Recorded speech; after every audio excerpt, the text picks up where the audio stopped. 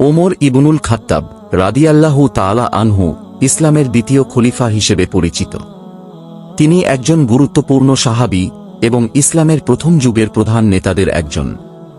তার জীবনের কিছু গুরুত্বপূর্ণ দিক।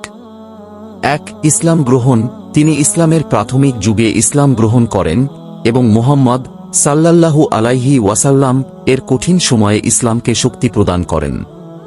২. খলিফা হিসেবে দায়িত্ব পালন। উমরের খিলাফত 634 খ্রিস্টাব্দ মুসলিম উম্মাহর জন্য অত্যন্ত গুরুত্বপূর্ণ ছিল।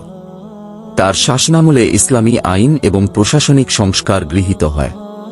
৩. বিচার ব্যবস্থা। তিনি ন্যায়ের প্রতীক হিসেবে পরিচিত ছিলেন এবং তার বিচার ব্যবস্থা এবং প্রশাসনিক দক্ষতার জন্য প্রশংসিত হন। ৪. ইসলামী সম্প্রসারণ। তার শাসনামলে ইসলাম ব্যাপকভাবে সম্প্রসারিত হয়, বিশেষ করে পারস্য এবং মিশরের দিকে। ৫. শহীদ হওয়া। উমর ইবনুল খাত্তাব 644 খ্রিস্টাব্দে এক ধর্মীয় উন্মাদ ব্যক্তির হাতে শাহাদাত লাভ করেন।